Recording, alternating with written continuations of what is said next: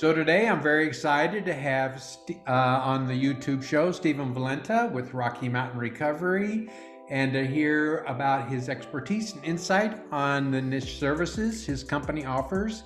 So Stephen, welcome. So glad you're here. Thanks for having me. Yeah, buddy, that's great. So to get us started, why don't you tell us, if you would, a little bit about what you're doing in the treatment industry, and then specifically about your company, Rocky Sure, Mountain sure. Recovery. So, within the industry, we're just looking to partner with treatment centers and other treatment professionals to offer pre and post treatment services. So, intervention, transportation, sober companion, and on the following end, care management. So, just trying to help a client arrive to treatment and help set them up for success and maintain sobriety following treatment. Oh, wonderful, wonderful. That service is obviously really needed. Can you, without going maybe too much detail, but can you give us an idea what that might look like if someone needs your service? Like what kind of the process a little bit? Yeah, so with intervention, obviously we would contact whatever family members are maybe hoping for the intervention for a loved one and just kind of figure out a game plan with the individual client. Now, obviously, all of them will be different, but we would tailor it to what would be most successful for that individual. And then, as far as a care management on the back end post treatment, we typically would look at setting up a 3 hour a week structured schedule, probably a Monday, Wednesday, Friday, hour-long meeting, as well as a 15-minute check-in every day, and then a 1 hour check-in with family or loved ones involved in the client's care. Okay. And this is like prep? Well, this would be post-treatment, so just maintaining sobriety. Okay. All right. And that sounds great. And how did you get involved in this Yeah, kind of this so area? I've worked in the treatment industry for 5, 6 years between detox, residential treatment, and aftercare. Um, Running a sober living program for about a year and decided to kind of take it into my own hands and a little bit of background. So I have a I had a mother and a brother pass away from the disease of addiction, and this kind of happened before they were able to seek help, right? And Mhm. so for me, I want to be able to provide an opportunity for anybody struggling to seek help and then also provide them the stability, support, and accountability on the post-treatment side of things. Because I had family not able to get help, and had they gotten help, could they still be here today, Yeah. right? And so Yeah. I would like to provide that guidance and that light for people to get help and then maintain on the back end. Right. Right. Well, thanks for sharing that.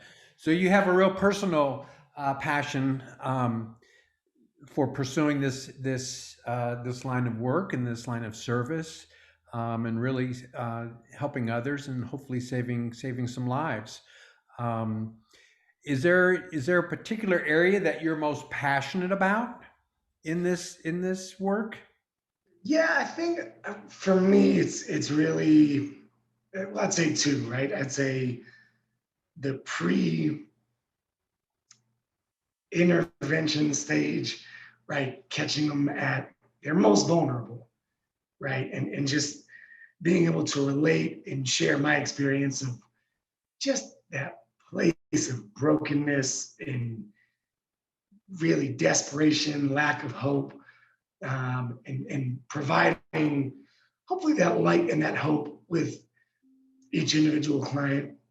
And then for me also, the I would say care management on the back end, because for so long, through numerous failed attempts for myself, it felt like sustained sobriety was just not possible, right? And so being able to walk with somebody in that post-treatment phase and show them it is possible. Here's things that we can implement to help maintain this and ensure that we're sustaining our sobriety and recovery, continuing to grow as individuals, and just move further and further away from, our addiction. So really, in those two phases. Oh, In, great, great. So what I was thinking about, while you're kind of describing a little bit of the process and the preparation, the meetings, could you like maybe give an example of um, an individual, a situation, um, just a brief example of, who contacts you, what is the situation, what might the situation be? I know there's all different kinds of situations out there, but what might be an average, so to speak, if there is an average situation where they contact you and how that goes? yeah, sure. And so normally when I'm contacted, I'll gather as much information I can about the case, and that'll be different if it's a intervention, sober companion, a transport. So getting the fine details of what the situation looks like, kind of where the client's status is, not only with the substance abuse but mental health at the time of contact, and what it will primarily look like during whatever kind of job is being offered with the individual, and see if first and foremost it's appropriate, right? Because if it's something where I just feel that we may need more than what I have to offer, I certainly don't want to set them up for a situation that won't be successful for them. So Mm, making sure it's appropriate first and foremost. mhm. And as long as it is, then kind of dialing in the fine details, and setting up um, a complete overview between myself, client, and maybe whether it's a loved one or another treatment professional who's seeking out, just to make sure my goal is I want everybody on the same page at all times. Right. Mhm. And so for me, I tend to over communicate. I feel over communicating better than under communicating, but just making sure we have a game plan and a strategy that feels comfortable for all parties involved. Mhm, mhm. And typically, thanks for that. And typically, it would be somebody who's just the family or the spouse or someone close to them is really, really concerned about this individual, and oftentimes they've not been maybe responsive to suggestions to get help, or maybe they have gotten help and they are not motivated maybe to get help Right. again, but they're Certainly. really, they're progressing in their illness and their sickness, and family can see that, and that's maybe kind of one of the hard things about it is individuals really they can't objectively see how bad they are. They've been doing it so long, using, for example, that they're used to it. It's a normal way of life, and friends and family can see how sick and damaged they are, and really kind of what a crisis it can be. Right. So, Yeah. And it's, as a family member, they see it, they understand, my loved one is not well, but how do we help them? right. And as the person who's maybe in active addiction or struggling, it's you don't really know what I'm going through, and so somebody like myself who's been in those shoes, and walked in those shoes, and has had this similar experiences, um, am able to just relate, and kind of meet them where they're at and get on their level, and a lot of times it helps more so than a family member of, hey, you need help, because I'm not that bad, but somebody who's been through it and can share these similar experiences and then strength and hope, it tends to have a better effect when working with these individuals. Mm-hmm. So that's kind of a little bit about your recovery. And were you ever the recipient of an intervention yourself? I was You were. Oh, so you've been there. October 5th, 2014. Oh, Uh, okay. Family intervened on me, and you can imagine I wasn't happy, Yeah. right? And the interventionist did his job, right? He got me to treatment and sent me on this journey to finding my own recovery. And it came with a few slips and falls and relapses. But I look back on that day and eternally grateful for starting me on this path, Okay. right? And um, allowing me to change my life, to experience happiness again, which until that day, I hadn't known for 6, 7 years. It was depression, it was misery, it was darkness. Um, so yeah, from that day on October 5th, 2014, getting to experience happiness and the beauty that life has to offer again. And eternally grateful. Yeah. Versus the incomprehensible demoralization, right? That is it. Like, here's your choices. But Right. if you're the guy suffering, it's you don't see it. You can't. All right. You're all caught up in your own crazy thinking and world. So it's wonderful, when families do reach out and get someone who's experienced and has the direct personal experience like you. Um, you can relate so easily and well with the individual and know what they're going through and how to approach them and reduce the family's anxiety and fear that oh, this is just going to blow up and just be Certainly. awful. um, It's, creating a plan in case, hey, if it does blow up, we don't want to be stuck with our head between our toes. If something should happen, we already have a plan in place. And so it just directs that course a lot easier and smoother. And thankfully, in my last, 6 years of working in the field, I've been blessed to, like I said, work in all phases, work in the detox. So seeing them when they first come in, whether of their own volition, voluntarily, or their hand being forced, so to speak, uh, in residential in the first 30, 60, 90 days. And then on the back end of aftercare of, 90 days to a year.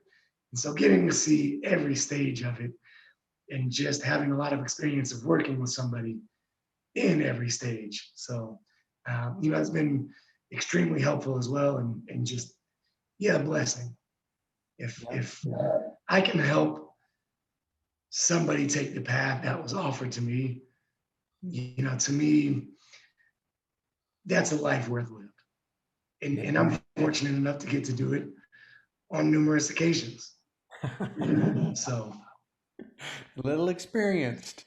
So absolutely. we got time for one more question, and my thought is, after listening to you a little bit, is some advice or suggestions or thoughts that you might share with if there's a family member who watches this, just for example, and they have someone that they're really concerned about, and they know they're struggling. Um, what suggestion might you have?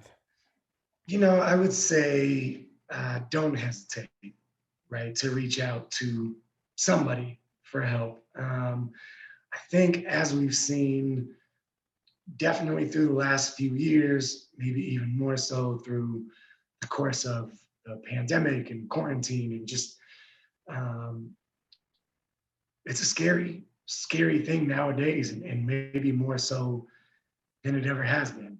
Mm, The number of overdoses and fatalities, and especially with the higher prevalency of fentanyl. It's, Yep. if you think somebody has a problem, or, if you're aware that somebody does and just unsure of kind of what to do, just reach out to anybody for help, because we're seeing the fatality rate increase higher and higher. We're seeing uh, the addiction rate grow higher and higher. And, if we can get ahead of it, right?